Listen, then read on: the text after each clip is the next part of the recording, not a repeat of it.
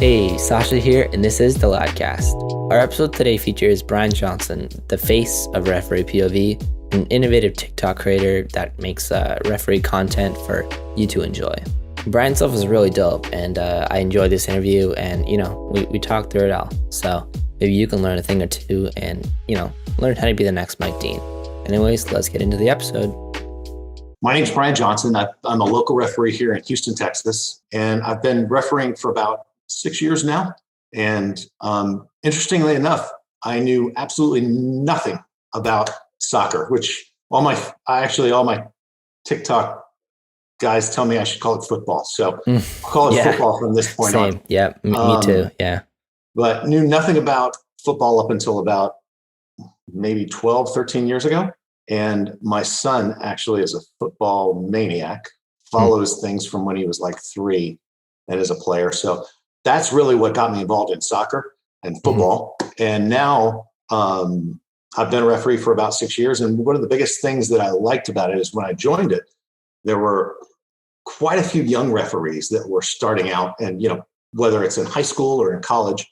And I found myself drawn to doing matches with them and looking to see how we could help them be as great as they can be. What's it like to be the face of the brand? Are you getting used to being stopped for selfies? I actually noticed you actually posted one the other day. So how's that been? Yeah, so it to be honest, it's kind of strange, and I'm not used to it at all. It started happening probably in the early summer. I did a couple tournaments, and now for us, soccer's started again, and it's been going since May, June is when it started. So, and now we're in high school. But I did a tournament, and it was interesting. I would walk out on the field, and I would have some of the players go, "Hey, are you that TikTok ref?" And which surprised me, and even, okay, you'll think this is funny. High schoolers, reffing the high school games. I had a game. I think this is the selfie that you're talking about. There was a guy, 2 teams. The team in the white jerseys was losing 2-1, and a guy subbed in, and there was maybe 2 minutes left in the match, and he's coming in, and I'm thinking, okay, he's going to be pretty intense and everything. And he runs by me and he goes, "Hey, are you that TikTok ref?" And I said, "Yeah." And he goes, "Can I get a selfie after?" And I'm thinking, you're losing 2-1 with 2 minutes left, and you're worried about whether or not I'm going to get a selfie or not. Anyway, it's kind of crazy. It's fun though. I mean, I will admit it's fun. Take me through the process of your idea to film that first TikTok and get things started. Sure. Well, like we were saying before, the first thing really what drew me is young referees. And my wife is a social media expert. And she looked at it and said, okay, I would probably focus on TikTok. If you're going to pick one, that's the one where it's fast. It's, 10 seconds, 12 seconds. You can get an idea across really quickly. And the audience is young. So that's probably where you're going to want to focus. And so that's what got us started initially. What goes into making your TikToks? What's the sort of team process? Are you editing everything? Maybe not. Or, No. What's that like? No, actually, I work with a guy named Ari, is the guy who you spoke with, I think, or Right. traded emails with. He's a brilliant young guy who I think he's 16. And he's really probably the brainchild around all the technical aspects and the artistic aspects of TikTok. He puts the music together. He comes up with the shots and the angles. He does the filming. He does all the posting, that kind of thing. So really, I'd love to tell you I had that skill, but mine's more focused on refereeing than anything else. What does the future hold for Referee POV and things going forwards? We started, as you mentioned, we started a podcast as well. We're working on a book to potentially come out. It's going to be more focused on informational and kind of a how-to. And my goal is, again, keeping in that theme of helping young referees. What do you do in this situation? You alluded to it, when you have a call or you have, a whole sideline of parents screaming at you. Yeah. How do you handle that? how do you develop that confidence to be able to handle it? So that I think is going to be a big focus of a book. And we're also looking at doing it's really, really early stages, but we're looking at doing a couple products that might also, I don't think anyone's packaged together in the way that we're thinking about it. And again, the focus will be more on young referees and getting people interested in refereeing and how they do well at refereeing. Do you actually have any footballers or referee idols? Maybe someone like Mark Clattenburg poster on your wall? No posters, but I used to like Clattenburg quite a bit. I think he's in Saudi Arabia now. If something like that, or UAE. Right. Correctly. Yeah, he moved over to get the bigger he payout. Got that paycheck. Yeah. Yeah, exactly. But I used to love Clattenburg because he's whenever there was a challenge and they got the ball, he would give it the all ball signal on the pitch and move forward. And he gestured a lot and was very kind of crazy in his gestures. So he was fun to watch. The other two guys I like are Mike Dean and Michael Oliver. Mm-hmm. I like Michael Oliver a lot. He's very reserved, yet he'll still just kind of say, players talk to him, he'll just shake his head. Yeah, no. Typically, my style on the pitch is I don't talk a whole lot. I don't show a lot of emotion or facial expressions or anything, which is kind of what Michael Oliver does. So, which I like. He stays in control. He keeps control of the match. He talks to the players quietly, but for me, if I make a call and I know it's the right call and players are going to dissent and get upset, okay, not going to change anything. I did a match, my first men's match. There's a local men's league in Houston called the Houston Football Association.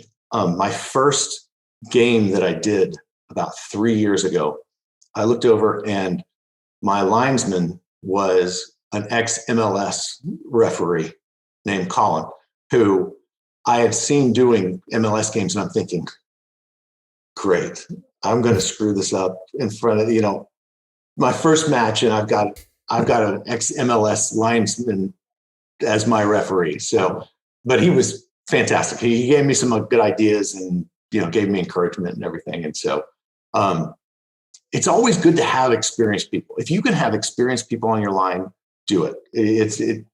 They'll give you great feedback. They'll give you honest feedback on what you can do, and it'll only make you better. So anyway, that's some of the advice I would give young players is find people, ask questions, go talk to people. Don't be afraid to ask for feedback. I mean, after a match, just ask, what could I have done better? What would you say I should improve? Or what would you say would be a good thing for me to work on? In your time so far, what can you say has been your craziest moment as a referee? I think it was at ECNL. It's one level below what used to be they called the Development Academy. Now they call it the MLS. Yeah. There was a situation where I had already cautioned one player, and he had a really dangerous tackle late, probably 3 or 4 minutes left in the match. And so cautioned him a second time. Of course, it was a second caution. So the red card came out, and he was going to be sent off. And he walked over and put his hand and whacked me. Oh no. Right? I think this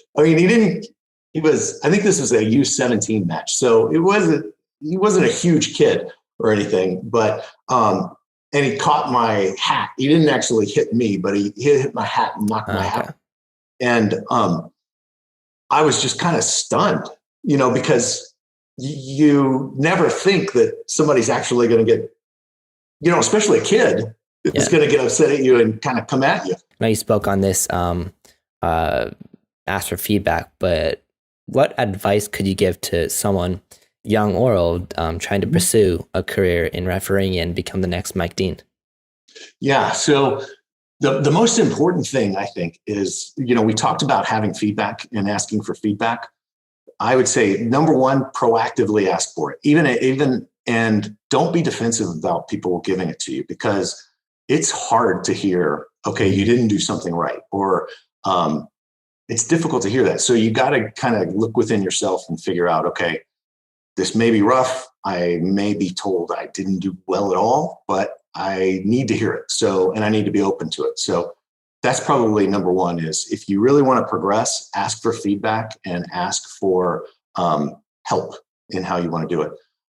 As far as moving up the levels go, if you want to hit that level, there's different organizations that you can go to within each local area. Like for Texas, there is a South Texas, and it's associated with the USSF, and it's a coaching staff, and they will take individuals and help mentor them as they want to go. So that's the second piece, is find a group like that you want to participate in, and again, get that feedback from them.